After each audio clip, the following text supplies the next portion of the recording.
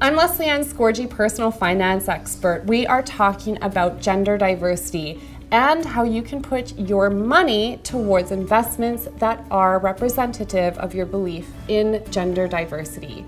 I have Whitney Burrell and Raj Lala with me today, and we're going to talk about, Whitney, first, your career. You have become a director in a large Canadian corporation about 7 years prior to most men and women in your workplace. This is huge success. Congratulations. Why do you believe in gender diversity? Gender diversity is such a huge part of what we do, bringing your whole self to work, bringing the innovation and the experiences that you just don't get when you have one gender more than another. You need to find that balance. And Raj, you are the CEO of Evolve Funds.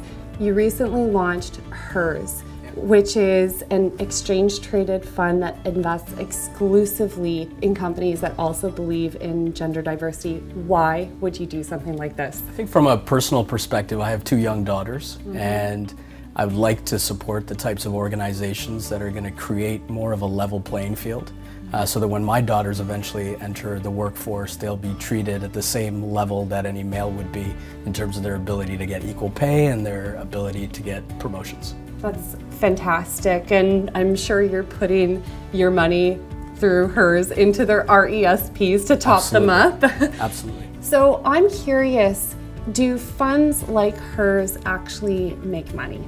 Yeah, that's a great question. We've been asked that a few times in the last few weeks since we launched.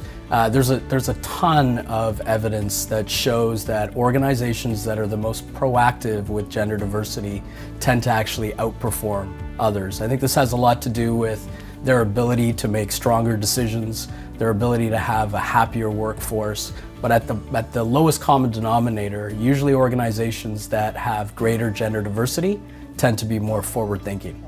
I'm very curious, Raj. We hear the term ESG investing. What is this, and how is it similar or different to HERS?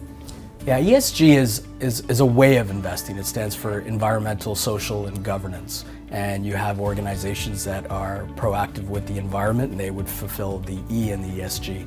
Organizations that are proactive with gender diversity fall into the governance side. And that's become a very important rule that a lot of people follow right now, not just institutions, but also individual investors in terms of making their investment decisions. That's great. We have a long ways to go when it comes to gender parity in the workplace. In fact, statistics show we are likely not to get there within the next 100 years. And I find that saddening. Whitney, you've done well with your career. What is your number one tip for, let's say, a young woman who wants to achieve leadership levels at her work? I think one of the biggest things that I coach young women about currently is that there's this desire to find a strong female leader that will become their mentor. And so my advice back to them is, why does it have to be a female? Why can't you find a great male mentor within the organization or outside that will help them to also achieve success? That's a great tip.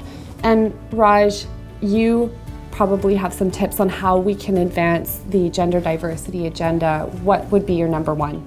Well, the companies in our portfolio for this ETF are the large cap North American companies that have been the most proactive with gender diversity. So effectively, we've created a vehicle for investors to participate in the future of gender equality and gender diversity. We've collected a variety of tips to help you get started putting your money to work in gender diverse ETFs. For more information, check out lesliescorgie.com.